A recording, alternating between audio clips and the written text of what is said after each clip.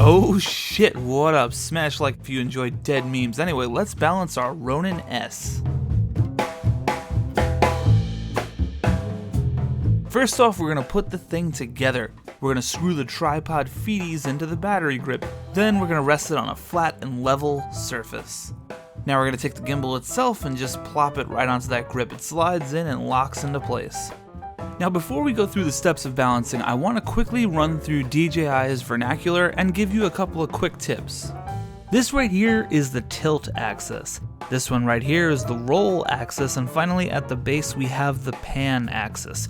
We're going to slide these around to balance our camera. Next up, we're going to grab our camera. Remember, the Ronin S can carry 3.6 kilograms or just under 8 pounds. I normally throw the Canon 6D Mark II with a Canon 24 f1.4L lens onto mine, so that's a pretty beefy setup. And the Ronin handles it just fine. This one should be pretty obvious, but make sure you don't turn the gimbal on until you've balanced it. You also want to make sure that whatever is going onto the camera is on it already, so if you're adding a Rode mic or an ND filter or something like that, even the battery or the SD card, all those things need to be on the camera, because if you balance it and then put them on, guess what? The camera's going to be out of balance. And one more tip for you beauties, if you are balancing a camera with a zoom lens, a nice trick is to set your focal length to roughly the middle. This way, if you zoom all the way in or all the way out after you've balanced, it'll still be pretty damn close to being balanced.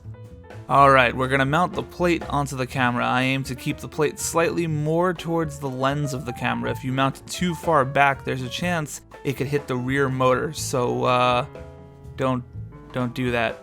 Make sure all your knobbies are tightened at first, and then slide that sucker in. Back to front, you know, just like how you,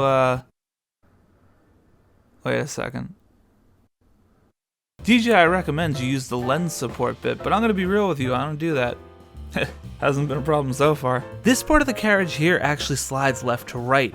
You can use this to give your camera proper clearance. You know, you don't really want your camera to be smacking into the tilt axis arm, do you? I mean, you just can't mount it if it's hitting this fucking, gotta move it, you got it. Anyway, once your camera is on, we're going to lock it in place. But while we're here, we're going to make sure that the axis is balanced properly. If the camera slumps forward or backwards like this, the balance is off, so slide the plate forward and backwards until the camera rests in a level position like this. If it slumps forward, slide the camera backwards, and vice versa. That's pretty much the logic in balancing. If it swings in one direction, you counterbalance it by moving the gimbal in the opposite direction. And remember, we're going for small moves here, subtle changes. If you just budge and swing the whole thing dramatically in the opposite direction, you're gonna have a fucking blast balancing this thing.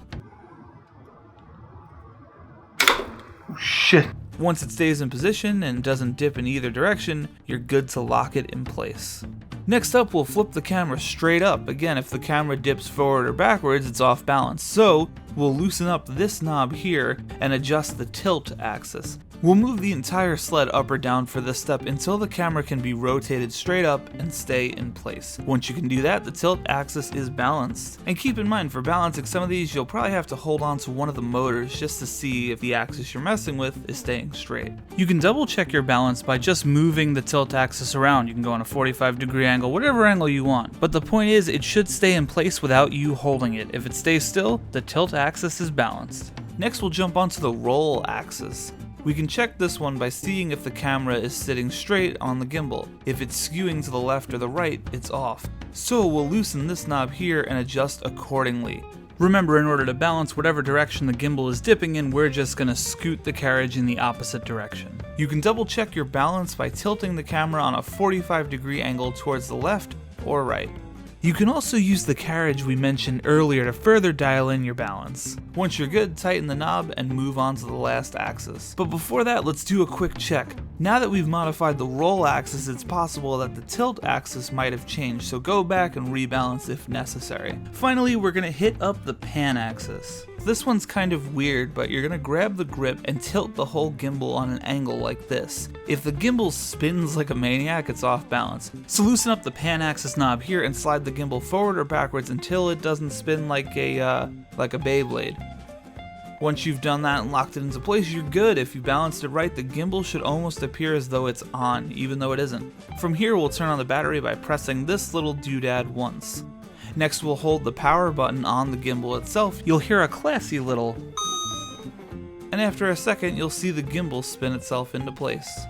Last thing I normally do is connect the DJI app and jump into the motors section and hit Auto Tune. This will make some really wild noises, but it'll help calibrate your gimbal for whatever camera you have on there.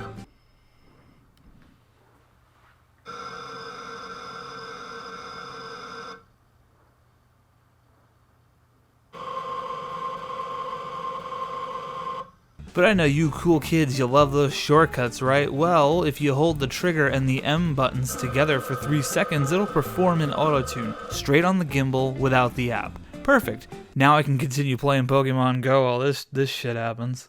And there you go, you're ready to keep your camera more stable than, I don't know, that place where horses live. Don't judge me, I've been playing a lot of Red Dead Redemption. It's on the brain. While in the app, you can also jump into settings and perform a balance test. This will move the gimbal around a little bit and it'll let you know how you did. I got an excellent. How did you guys do?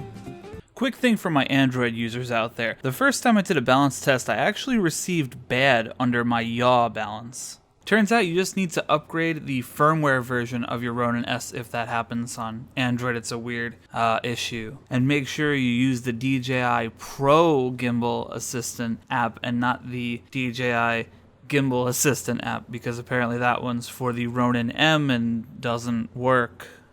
Yeah, that's pretty straightforward. Thank you very much for that. One other quick thing, you can also double tap the power button to freeze the motors. This is really handy in case you move the gimbal in a way it's not crazy about and it starts vibrating angrily at you. It's a good way to protect your motors and not cause any damage to the gimbal. Anyway guys, I hope this guide helped you out. Happy shooting, go use the gimbal. It's a friggin' blast, I love it. And full review is coming soon. Alright guys, see you later.